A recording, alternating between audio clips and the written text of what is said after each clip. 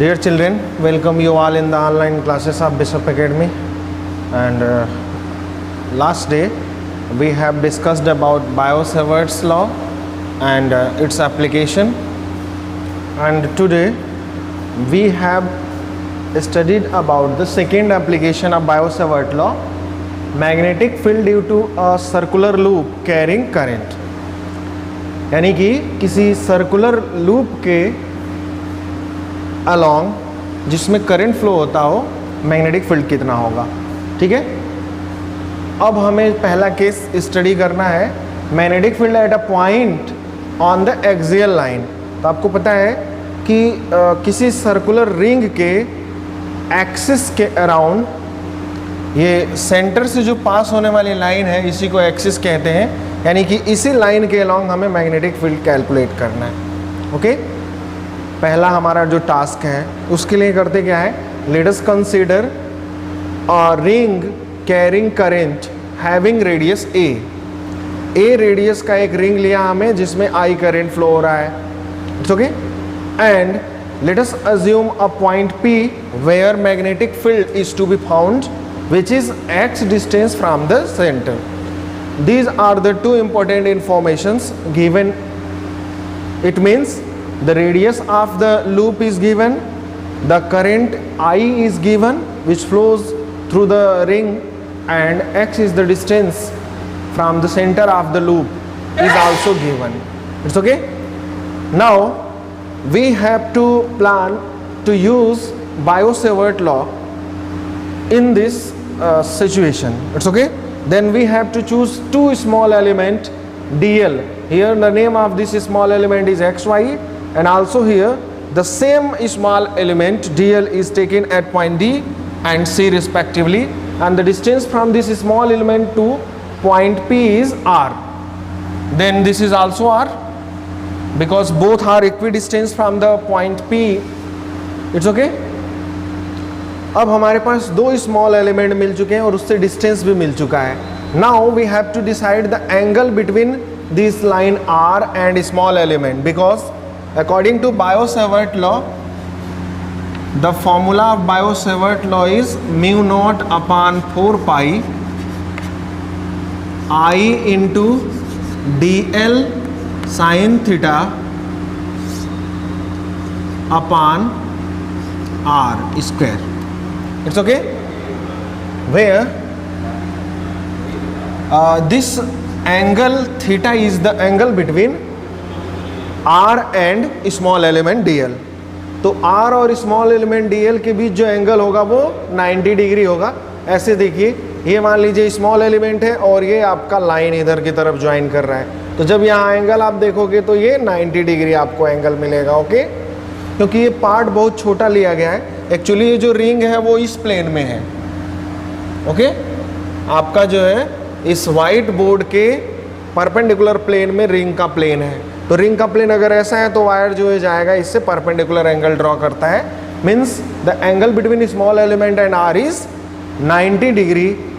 It should be noted down. And also consider that the angle between CPO and DPO is phi, because both angle are same. It's okay. Now we have to use Biot-Savart law in this situation. Then what we have? We have the small amount of magnetic field. This is the magnetic field. dB is equals to mu naught upon 4 pi IDL sin theta upon r square. यहाँ पे मैंने लिखा भी है, वही आपका होता भी है. फिर अब फिगर के अकॉर्डिंग देख लेते हैं हमारा क्या होगा. यहाँ पर अगर हम फार्मूला यूज़ करना चाहते हैं तो dB का वैल्यू जो होगा, dB म्यू नॉट अपॉन 4 पाई एक कांस्टेंट है. करंट आपका जो फ्लो हो रहा है वो I है, स्मॉल एलिमेंट DL है. साइन थीटा, थीटा जो होता है एंगल होता है R और स्मॉल एलिमेंट के बीच, वो यहाँ पर 90 डिग्री है. Sine 90 degree upon r square. It's okay, sorry, हाँ, this is r square. The distance between small element and P is r square. It's okay. Now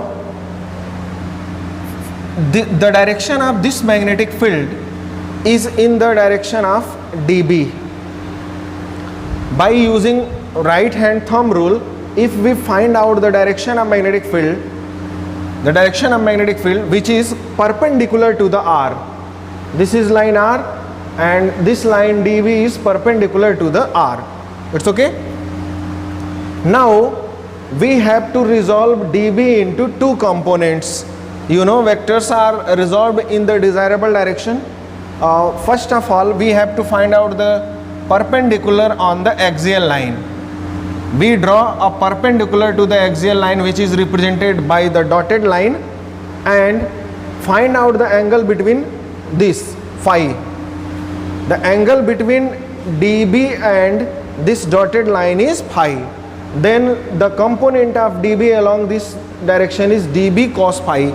You know, जिस दिशा में आपका एंगल पता हो उधर की तरफ cos होता है कंपोनेंट, तो dB का जो एक कंपोनेंट होगा वो dB cos phi होगा, और दूसरा कंपोनेंट जो होता है वो पहले के परपेंडिकुलर होता है, तो पहले के परपेंडिकुलर इधर की तरफ एक कंपोनेंट होगा dB sin phi. Similar way में लोअर पार्ट की वजह से मैग्नेटिक फील्ड पता करेंगे तो उसका डायरेक्शन इस पे परपेंडिकुलर होगा. ये जो डॉटेड लाइन दिख रहा है इसके ऊपर परपेंडिकुलर होगा dB, और ये नीचे की तरफ जो हम प्रोड्यूस किए हैं जब इसको रिजॉल्व करेंगे तो यहाँ dB cos phi मिलेगा, और इसका दूसरा कंपोनेंट इसके परपेंडिकुलर dB sin phi. मतलब कि दो डायमेट्रिकली अपोजिट स्मॉल एलिमेंट के लिए हमको जो ओवरऑल दो मैग्नेटिक फील्ड मिलेंगे, एक dB जो कि R के परपेंडिकुलर होगा और दूसरा dB जो कि इस डॉटेड लाइन के परपेंडिकुलर होगा. It's okay. अब ये दो मैग्नेटिक फील्ड्स dB को हमने क्या किया, 4 कंपोनेंट्स में रिजॉल्व कर दिया. एक dB cos phi, दूसरा इधर dB sin phi, तीसरा जो है इधर dB cos phi और चौथा यहाँ dB sin phi. तो आपके पास कुल जो है दो वेक्टर को हमने रिजॉल्व कर दिया 4 पार्ट्स में. उन 4 पार्ट्स में से दो parts dB cos phi upward and dB cos phi downward are equal and opposite. They are equal and opposite, hence they will cancel each other. ये दोनों कंपोनेंट एक दूसरे से खत्म हो जाएंगे. बाकी रिमेनिंग जो पार्ट होगा dB sin phi, ये आपको बस एक्सियल डायरेक्शन में मिलेगा. यहाँ पर एक बात और समझ लेना है कि आप जैसे ही इस कंपोनेंट के अलावा कोई दूसरा कंपोनेंट इधर लेते, स्मॉल कंपोनेंट यहाँ पर, तो जस्ट इसके डायमेट्रिकली अपोजिट यहाँ पर भी आपको स्मॉल कंपोनेंट मिलता, जिनके वर्टिकल कंपोनेंट कैंसल हो जाते और हॉरिजॉन्टल कंपोनेंट सिर्फ मिलते. इस तरह से इस रिंग के ऊपर कोई भी आप स्मॉल एलिमेंट कहीं भी चूज करें तो जस्ट उसके अपोजिट एक पोर्शन जरूर एग्जिस्ट करेगा जिसका डिस्टेंस सेम होगा उस पी पॉइंट से, और वहाँ पर जो वर्टिकल कंपोनेंट होंगे कैंसल हो जाएंगे और हॉरिजॉन्टल कंपोनेंट आपको मिल जाएंगे. इसका मतलब ये है इस पूरे सर्कल पर जितने भी मैग्नेटिक फील्ड्स होंगे उनके वर्टिकल कंपोनेंट्स एक दूसरे को कैंसिल कर देंगे, सिर्फ हमको हॉरिजॉन्टल कंपोनेंट मिलेगा. तो अब हम dB sin phi में से एक dB sin phi हम ले लेते हैं. It's okay. तो अब हम आगे बढ़ते हैं. हमारा ये फिगर का जो रिजोल्यूशन है इतना हाइपोथेसिस हमको करना होगा, यानी कि अब हम समझ गए इन दो स्मॉल पोर्शंस की वजह से मैग्नेटिक फील्ड सिर्फ एक्सियल डायरेक्शन में मिल गया dB sin phi plus dB sin phi. Okay, vertical component cancel हो गए. अब यहाँ पे देखिए जो यहाँ पर हमने लिखा हुआ है यही है. इसको सॉल्व करेंगे तो आपको sin 90 का वैल्यू 1 होता है, मिल जाएगा μ0/4 IDL/R². μ0/4 IDL/R². sin 90 का वैल्यू 1 हो जाता है, यहाँ पे लिखा भी हुआ है. ओके. आगे ये रिजोल्यूशन के बारे में लिखा हुआ है कि आप रिजॉल्व कैसे करेंगे वेक्टर्स को. मैंने ऑलरेडी आपको फिगर में एक्सप्लेन कर दिया है रिजॉल्व करने के लिए. अब हमारे पास प्रॉब्लम आता है कि हमने जो ये मैग्नेटिक फील्ड निकाला है स्मॉल अमाउंट, वो सिर्फ जो है एक स्मॉल पोर्शन की वजह से था. ओके. अब हमें पूरे अगर रिंग पर पता करना है तो इस टोटल मैग्नेटिक फील्ड अगर निकालना है, टोटल मैग्नेटिक फील्ड भी निकालना है, तो dB sin phi को पूरे सर्कल पर इंटीग्रेट करना होगा. ओके. इसको पूरे सर्कल के अक्रॉस अलोंग इंटीग्रेट करना होगा. तो हम इसको इंटीग्रेट कर देंगे up to the limit 0 to 2 pi, because 2 pi a, because पूरे रिंग का जो सरकमफ्रेंस होगा वो होगा 2 पाई a, रेडियस यहाँ पर a है। तो इसको हम इंटीग्रेट करेंगे, 0 लिमिट 0 टू 2 पाई a। अब इंटीग्रेट करना है तो dB का जो वैल्यू है वहाँ से पुट कर देंगे mu naught I D L 4 pi r square, और साइन फाई एज यूजुअल यहाँ पे लिख देंगे। अब हम फिगर में थोड़ा सा चलते हैं, फिगर की रिक्वायरमेंट फिर है, हमें पता करना है साइन फाई का वैल्यू और r का वैल्यू, क्योंकि ये दोनों गिवन नहीं है। साइन फाई का वैल्यू देखिए कैसे पता लगेगा, ये है आपका फाई के सामने जो होता है वो परपेंडिकुलर और 90 के सामने हाइपोटेनियस, ये हो गया base, hypotenuse perpendicular base. Sine phi equals to क्या मिलेगा आपको, sine phi is equals to मिलेगा perpendicular a upon hypotenuse. Hypotenuse r का वैल्यू हम लिख सकते हैं a square plus r square to the power 1/2। 1/2 power का मतलब होता है रूट। ओके, ये हो गया साइन फाई का वैल्यू। और अगर r की वैल्यू को आप कंसीडर करो तो r की वैल्यू जो होगी वो होगी r इज इक्वल्स टू होगा आपका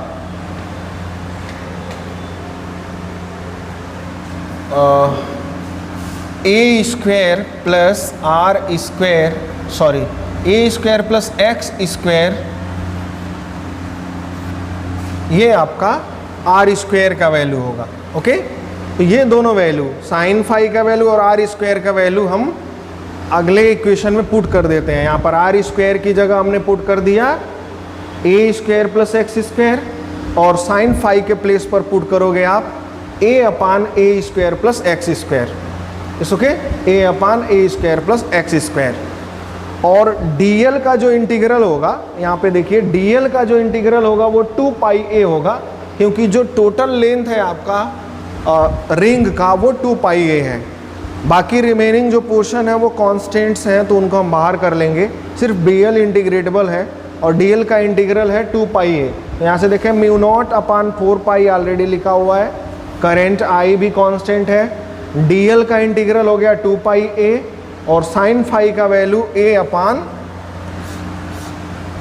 अपान a square plus x square to the power 1/2।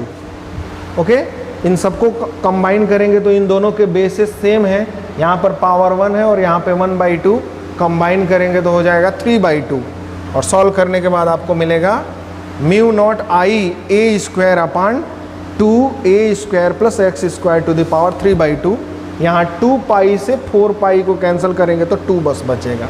Okay, this is the formula for magnetic field along the axial direction of the uniform ring, and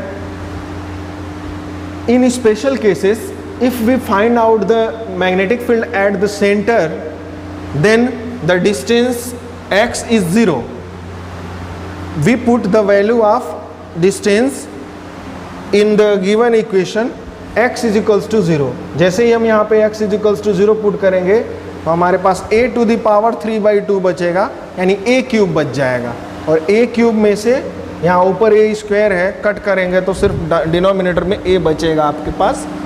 तो ये formula मिलेगा, this is the formula for magnetic field at the center, जब हम x is equals to 0 put कर देंगे previous equation में। अब इस ऑब्जर्वेशन से हमको ये मिलता है कि सेंटर पर जो मैग्नेटिक फील्ड होता है, यहाँ ग्राफ पे देखिए दिस इज 0, सेंटर पर ही x की वैल्यू 0 होती है। x की वैल्यू 0 जब होती है तो मैग्नेटिक फील्ड मैक्सिमम होता है, यानी कि eight the centre of current carrying coil magnetic field should be maximum, and after going onward it means when x is equals to greater than 1 2 3 4, then the magnetic field decreases continuously or gradually. It's okay.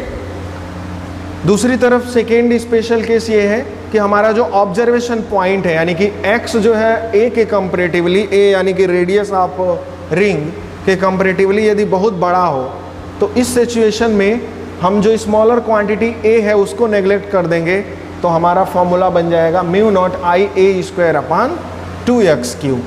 It's okay. Now the another one thing is the direction of current. and what is the shape of magnetic field across the circular current carrying wire? This green line is a circular current carrying wire or ring, and these blue lines represents the direction of magnetic field, and this is found out by using Fleming's right hand rule. It's okay, right hand thumb rule, sorry, right hand thumb rule से जो है magnetic field का direction पता करेंगे। जैसे यहाँ पे current ऊपर की तरफ फ्लो हो रहा है तो हम अपने राइट हैंड के फिंगर को मैग्नेटिक फील्ड के करंट के डायरेक्शन के अलोंग अराइज करेंगे तो ये मैग्नेटिक फील्ड अंदर की तरफ जा रहा है या इधर बाहर की तरफ आएगा। तो देखिए इधर अंदर की तरफ जा रहा है, इधर बाहर आएगा, सब ये अंदर की तरफ जा रहे हैं। ओके, तो राइट हैंड रूल से हम मैग्नेटिक फील्ड का डायरेक्शन पता कर लेते हैं। आपसे डायग्राम पूछता है कि करंट कैरिंग सर्कुलर लूप का मैग्नेटिक फील्ड का शेप बनाइए, तो शेप बनाने के लिए यही आपका शेप है। ये भी ड्रॉ कर सकते हैं, ये भी ड्रॉ कर सकते हैं, दोनों एक ही है। ये आपका ये व्यू है और ये वर्टिकल व्यू है। This is horizontal view and this is vertical view of current carrying loop. It's okay. Now centre of loop पे जो कैलकुलेट करना है वो ऑलरेडी हमने पीछे बताया ही आपको कि आप जो x का वैल्यू होगा वो इक्वेशन में 0 कर देंगे तो b equals to mu naught I upon 2a मिलता है। तो सेंटर पर जो मैग्नेटिक फील्ड का एक्सप्रेशन होता है वो आपका ये होता है। याद रखना है, इस पर न्यूमेरिकल्स पूछे जाते हैं, अलग से भी इसको फाइंड आउट कर सकते हैं। Thank you for watching. Assignment related to this topic will be uploaded on the Google classroom.